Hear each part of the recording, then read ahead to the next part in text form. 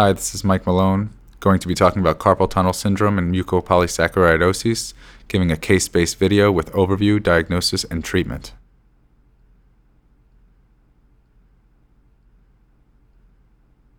The authors have no disclosures related to this video. Although carpal tunnel syndrome is rare in children, it is the norm in children with mucopolysaccharidosis, with bilateral carpal tunnel syndrome present in up to 90%. In addition to its prevalence, carpal tunnel syndrome is unique in this population because it is always a diagnostic challenge. Patients typically are unable to communicate symptoms effectively. Carpal tunnel syndrome is often overshadowed by other medical problems, and nerve conduction studies are too limited value in this population. Despite this, early diagnosis and swift treatment are key to minimizing morbidity. The carpal tunnel is an osteofibrous canal situated in the volar wrist, bounded deep by the carpal bones and superficially by the transverse carpal ligament. Within the tunnel is, of course, the median nerve along with 9 tendons. Within this confined space, the median nerve is susceptible to compressive neuropathy, carpal tunnel syndrome. Carpal tunnel syndrome has many causes. Locally, anatomic anomalies may limit the space available for the median nerve. These anomalies include ganglion cysts, infections, and persistent median arteries. Systemic disease may too predispose to carpal tunnel syndrome. Common systemic conditions include diabetes, hypothyroidism, pregnancies, and amyloidosis. Lysosomal storage diseases may also lead to carpal tunnel syndrome. Mucopolysaccharidoses are a rare group of lysosomal storage disorders caused by enzyme defects that alter the metabolism of glycosaminoglycans. This leads to a buildup of mucopolysaccharides and mucolipids. Although medical advancements have prolonged the lifespan of patients with mucopolysaccharidosis, these therapies do not seem to alter musculoskeletal disease. Thus, mucopolysaccharidoses, even with aggressive medical treatment, commonly results in carpal tunnel syndrome. This is primarily by thickening of the transverse carpal ligament and secondarily via thickening of the nearby tenosynovium of the tendons within the tunnel. There are several types of mucopolysaccharidoses, each caused by a different enzyme deficiency. Amongst these, types 1, 2, and 6 most commonly present with carpal tunnel syndrome. Our patient is a 13-year-old female with type 6 mucopolysaccharidosis being medically managed with galsulfase, an enzyme replacement therapy. Despite this treatment, she still suffers from many of the common manifestations of mucopolysaccharidoses, including developmental delay, mitral insufficiency, and corneal clouding. Her mother's chief complaint was only that she was biting her fingers, and further history revealed it was predominantly her radial-sided digits that were affected. She had a recent history of paronychia of an index finger, and the examination showed healed excoriations over her thumb. Otherwise, the history and exam was unrevealing. Subtle symptoms such as nocturnal waking and withdrawal of her hands were not present. She also had no thenar atrophy. She was uncooperative and thus had no detectable signs of neuropathy on Phelan's or Tinel's. Sensor examination was not possible. This video demonstrates part of the patient's preoperative physical exam.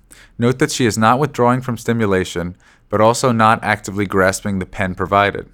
Despite her resting position with slight flexion of her PIP and DIP joints, all of her fingers are supple as she receives extensive occupational therapy. If she didn't, she would likely have flexion contractures of these joints, particularly the DIP joints, which are more commonly affected in patients with mucopolysaccharidoses. It is also quite obvious that her hands have a swollen appearance, but this is due to underlying bony enlargement as part of her diastosis multiplex. She underwent an EMG with nerve conduction studies. However, the patient was uncooperative, and nerve conduction studies only showed mild compressive neuropathy at the wrist. In these situations, wrist ultrasound is a useful diagnostic modality and was performed on the patient. The ultrasound was consistent with bilateral carpal tunnel syndrome. On both sides, her transverse carpal ligaments were thickened with volar bowing. Median nerves were also enlarged within the carpal tunnel compared to approximately at the level of the pronator quadratus, more than doubling in size on the right and tripling in size on the left. The patient was thus diagnosed with carpal tunnel syndrome. Although for most patients non-operative management is a reasonable option, in patients with mucopolysaccharidoses, carpal tunnel release is heavily preferred, as immobilization or steroid injections are incapable of addressing the underlying pathology. There have been several studies reporting outcomes after carpal tunnel release in patients with mucopolysaccharidoses. All describe some sort of improvement in symptoms or function. Still, the expected duration of relief is uncertain, as are the potential impacts on nerve conduction studies. Although carpal tunnel release is a relatively benign procedure from an orthopedic perspective, the anesthesia-related morbidity is not inconsequential in this population. These patients have a high incidence of airway issues. It cannot be overestimated the importance of a multimodal preoperative evaluation. It is recommended to perform the procedure at a hospital with experienced pediatric anesthesiologists and with a pediatric intensive care unit available as backup. Surgically, a generous longitudinal incision is best to expose the entirety of the hypertrophied transverse carpal ligament, which should be released on its ulnar aspect. After release, attention should be turned to releasing the distal forearm fascia, a secondary site of compression. Third, the median nerve should be directly explored to ensure complete decompression. This includes an inspection of the tunnel for synovial hypertrophy, a potential secondary source of compression in this population. A longitudinal incision is made. An ulnar-sided skin crease can be used. We prefer the intersection of the Kaplan cardinal line and a line drawn along the radial border of the fourth ray ending at the wrist. Again, the incision is generous, as cosmetic considerations are minimized in order to ensure a complete decompression. A 15 blade is used for a majority of the procedure. It is noted that the palmar fascia is also quite thick.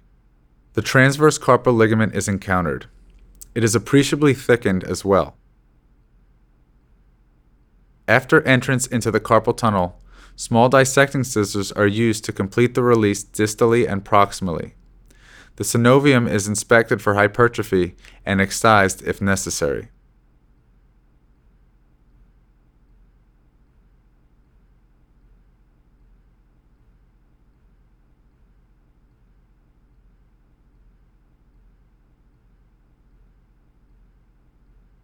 The patient was placed in soft dressings, which she tolerated well. By 6 weeks postoperatively, the patient's mother reported decrease in gnawing at her fingertips, and this finding was maintained at 6 months. She had no excoriations on exam and no repeat finger infections. In summary, one must have a high preoperative suspicion for carpal tunnel syndrome in patients with mucopolysaccharidoses. Confirming the diagnosis can be a challenge, but ultrasound can help. When surgery is indicated, an experienced multidisciplinary team must be involved. The surgery should be performed at a hospital with a pediatric anesthesiologist and an ICU available. A generous incision should be utilized, and meticulous dissection should be taken through the thickened transverse carpal ligament. Lastly, inspection for synovial hypertrophy and excision as necessary should be performed. Thank you for watching our video.